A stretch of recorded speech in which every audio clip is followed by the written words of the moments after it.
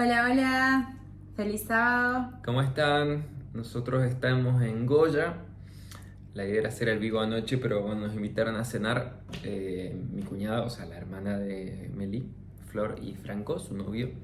Nos invitaron a cenar y todo, entonces bueno, aprovechamos la oportunidad de estar con ellos, salimos y no lo pudimos hacer al vivo. Así que ahora estamos grabando esto para subirlo en los próximos días, para ver el repaso de los capítulos de Ciclo Biblia que se correspondían a la semana que está terminando ahora, digamos, que acaba de terminar, que eran los capítulos del libro de Éxodo del 19 al 25, ¿no es cierto? Ujú. Sí, del 19 al 25. Así que en este videito que le vamos a estar subiendo, vamos a compartir un breve resumen o repaso de lo que más nos llamó la atención o lo que creemos que por ahí brilla más dentro de estos versículos. Oramos para comenzar, ¿les parece? Sí. Dios que estás en los cielos, muchas gracias por tu cuidado y tus bendiciones. Gracias porque estás con nosotros a cada momento, Señor, y porque nos das la posibilidad de estudiar tu palabra, de aprender más, de conocerte más. Bendice, Dios, a cada uno de los que esté escuchando este video y que tu Espíritu Santo nos hable a todos. En el nombre de Jesús. Amén. Amén. Repasando un poco dónde nos habíamos quedado con la historia, estábamos hablando del pueblo de Israel que se encontraba en el desierto, que había pasado algunas dificultades en cuanto a la falta de agua, de comida. Entonces Dios siempre afirmando el hecho de que Él era su Dios y que estaba protegiéndolos, que los estaba acompañando, que ellos no estaban yendo a la deriva, sino que realmente Dios estaba con ellos. Y ya habían visto grandes manifestaciones. Sí, los había librado también del ejército de Egipto. Bueno, vimos varias cosas muy sobrenaturales, muy maravillosas, impactantes. Y llegando al capítulo 19, el pueblo se encontraba llegando, digamos, al monte Sinaí. ¿Sí? Acamparon ahí cerca. Recordamos este pueblo súper gigantesco, acampó cerca del Sinaí. Y acá encontramos algunas cositas que por ahí están buenas. Que Dios quería realmente ser el Dios de ese pueblo. Si bien, como dijimos hace un ratito, Dios ya venía manifestando su poder, bendiciendo a este pueblo, Dios les dice: yo quiero ser realmente su Dios, pero yo quiero que ustedes sean mi pueblo. Así que, ¿qué les parece? Vamos a hacer una especie de trato, una especie de convenio, y yo necesito que mi pueblo sea un pueblo puro, un pueblo santo, para poder bendecirlo. Exactamente, apartado para mí, apartado para reflejar mi amor al mundo. Que el amor, este pueblo iba a ser un testimonio. Eso, que el amor de Dios se refleje por medio de este pueblo a todas las demás naciones, a los demás pueblos, a quienes conozcan la historia y las cosas que le estaban sucediendo a este pueblo. Ese era el plan de Dios. Iban a testificar justamente del Dios verdadero a través de su vida, de su forma de desenvolverse, de comportarse. Y obviamente también iban a ser un reflejo de las leyes del cielo. Un reflejo del carácter de Dios. Exactamente. Y este pueblo consagrado, preferido, tenía que tener, obviamente no solamente purificarse, sino también tenías que tener normas, leyes de conducta. Sí. Y ahí es donde Dios dice: les voy a dar las instrucciones. Vamos a comenzar a darle las normas. Vamos a empezar a redactar este pacto.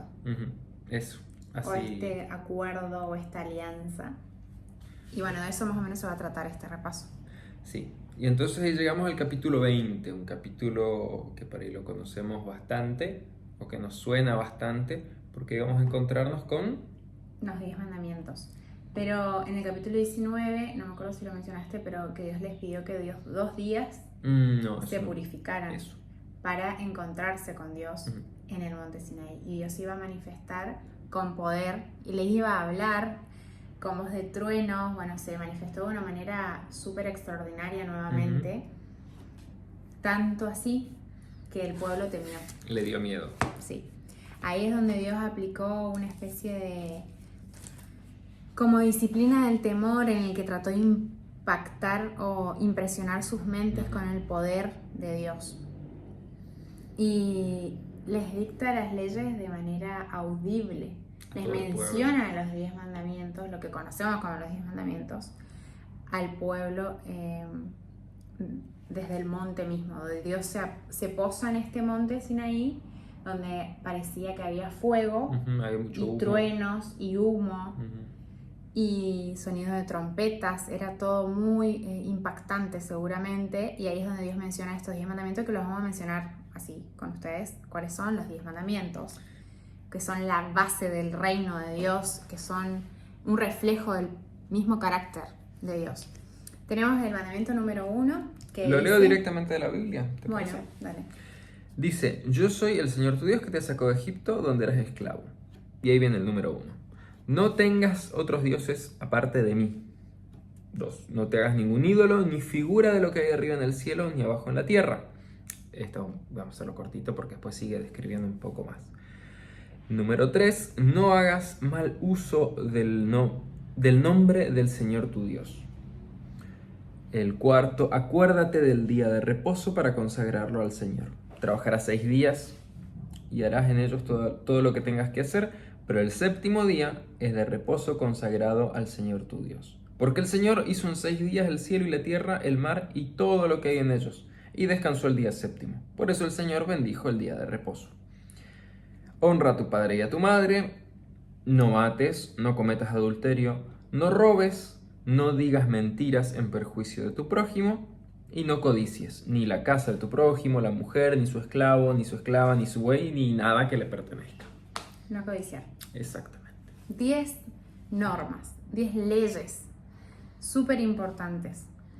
Las primeras 4 en una relación vertical, podríamos decir, de nuestro amor hacia Dios. Y las siguientes 6 en nuestra relación con el prójimo. O también podemos decir, las primeras 4 eran leyes religiosas, que que correspondían a nuestra relación espiritual con Dios.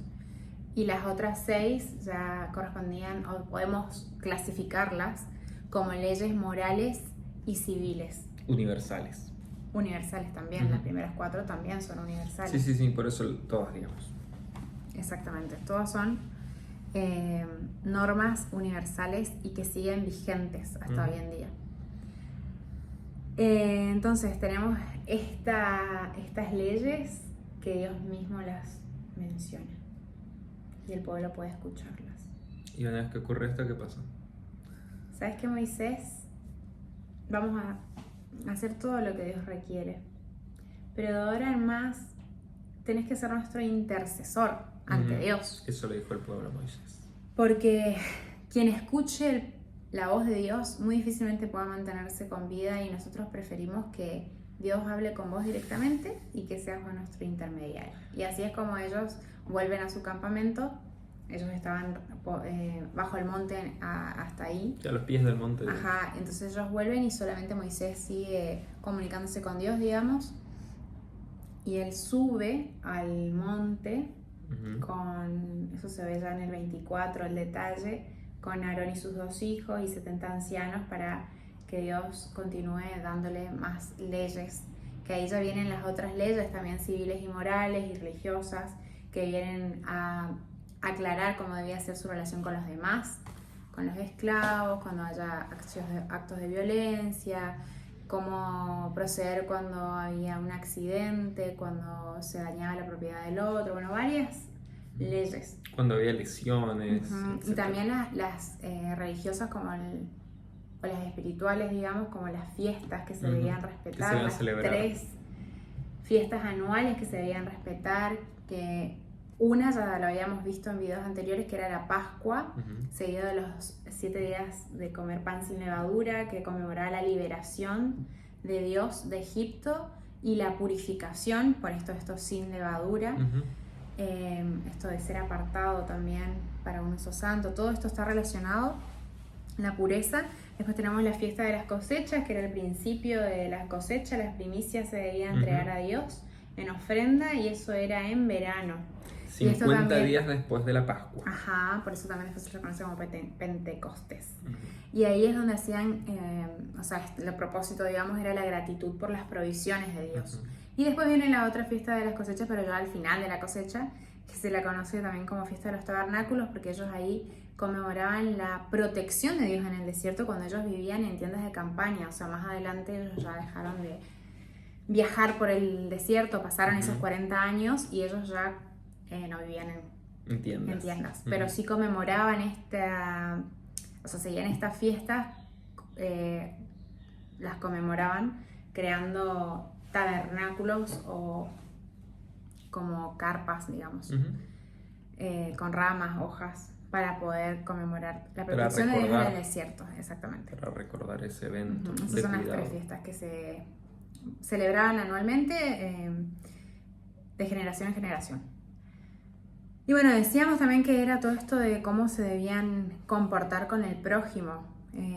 Y Dios iba de a poco creando un cambio en el pueblo, un cambio de carácter para que ellos se destaquen del resto de las naciones circundantes. Ellos debían tratar a los demás con amor, al prójimo con amor, tanto a los esclavos, a los extranjeros, a las viudas, a los niños, a cualquiera, digamos. Y no solamente a las personas, sino también a la propiedad de las personas, se debía tener mucho respeto con eso. Y hay una parte que nos gustó mucho en el capítulo 23. Al inicio del capítulo 23 dice, ¿cómo decía? No sigas a la mayoría. Eso, no hagas lo que la mayoría hace, básicamente. No solo porque la mayoría lo hace va a estar bien, o sea, no porque la mayoría lo haga es algo que está bien, básicamente. En nuestra versión dice, no sigas lo que la mayoría. No sigas a la mayoría en su maldad. Ajá. Sí. Ustedes tienen que destacarse, tienen que seguir las leyes del cielo, tienen que hacer lo que Dios requiere de ustedes.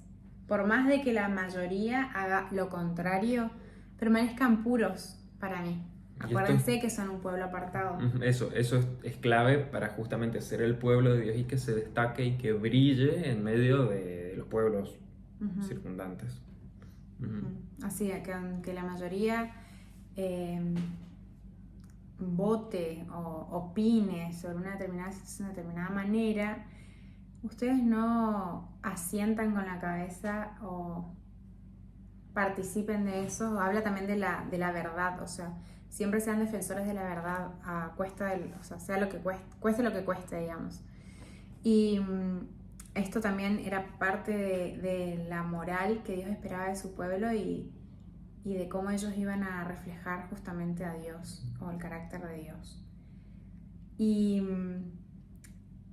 algo muy importante es que Dios quería estar presente con este pueblo, pero la presencia de Dios con ellos requería su pureza.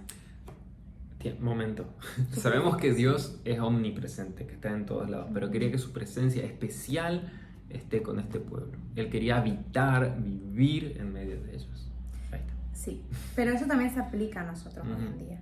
Cuando nosotros, bueno, eso también lo podemos ver después en el capítulo que sigue, el 24, porque Dios promete muchas cosas bonitas a este pueblo, como que iba a preservar su vida, que no iban a padecer enfermedades y que no iban a morir antes de tiempo, que Él los iba a bendecir de muchas maneras, que nadie les iba a poder hacer frente o destruir, refiriéndose a los pueblos aledaños. Dios iba a estar protegiéndolos en todo, pero Dios, todas estas promesas de Dios eran condicionales, o sea, la obediencia de Dios era muy importante para poder tener la protección de Dios.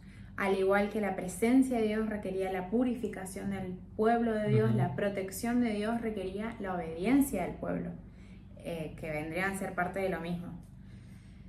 Y vemos como en el capítulo 24 se ratifica el pacto, se confirma este pacto. Es como que ahí, bueno, firmamos. De mutuo acuerdo, voluntariamente, las partes llegan a este acuerdo. Bueno, vos nos diste las leyes morales, civiles, religiosas, y nosotros decidimos que sí las vamos a seguir, que sí vamos a aceptar ser tu pueblo escogido. Queremos que seas nuestro Dios. Exactamente. Así que ahí firmaron este acuerdo con... De forma figurativa decimos firmaron este acuerdo, pero sí, lo hicieron a través de una ofrenda, un sacrificio. Un altar, edificaron un altar, hicieron ahí el sacrificio, y acuérdense, la sangre era algo simbólico muy importante que representaba tanto la purificación como la expiación y la consagración a Dios. Así que eso ocurre en el capítulo 24. Y después ya estamos llegando casi al final. Sí. Lo resumimos bastante a estos capítulos, creo, donde vemos que Dios les dice lo más bonito de todo: yo quiero habitar entre ustedes. Algo que ya lo veíamos venir, ¿no? Porque Dios estaba con ellos, siempre estuvo con ellos en la nube de fuego, en la nube de fuego, perdón. Sí, en la columna de fuego y en la nube que los protegía del sol. Bueno, Dios siempre estaba presente. Pero acá les dice, tal así es que quiero que construyan un tabernáculo para que yo habite entre ustedes. O sea, un lugar especial para que sea mi morada entre ustedes. Y lo van a construir como lo debían construir. Con las indicaciones que Dios mismo les iba a dar. Indicaciones específicas. Incluso le mostró a Moisés. ¿Cuánto tiempo estuvo Moisés ahí? 40 días estuvo en el monte. Creo que comienza en el 24 creo que se menciona un poco eso. Y no desciende del monte hasta lo que vamos a seguir leyendo en la semana siguiente. Pero estuvo Moisés en el monte Sinaí hablando con Dios. Con Dios mostrándole cómo es que quería que sea, pero todos los detalles, no dejó nada librado al azar. Incluso la receta del incienso, la receta del aceite. Del aceite para la unción. Y todas estas cosas por ahí se entienden de que Dios le iba a dar algo muy específico, muy puntual, de cómo debían ser las cosas, por la gran influencia que tenía el pueblo de los países paganos, de los pueblos paganos que estaban alrededor. Entonces, como que Dios quería separarse, quería identificarse como alguien, como un pueblo distinto, como un pueblo diferente, que no haya contaminación de la cultura. Por eso que Dios le dio todos y cada uno de los detalles para la construcción de su casa en la tierra, en medio del pueblo. Y esto también es hermoso por el hecho de que Dios desea estar cerquita nuestro. No solamente con este pueblo que Dios había seleccionado, que también era parte de la promesa que ya venía desde Abraham, ¿verdad? Sino que Él también, como después vamos a ver en lo que es el Nuevo Testamento, y sabemos que Cristo mismo vino a morar entre nosotros para darnos la salvación, nuevamente para salvarnos, ya de manera efectiva del pecado. A todos los seres humanos vino a otorgarnos la salvación del pecado.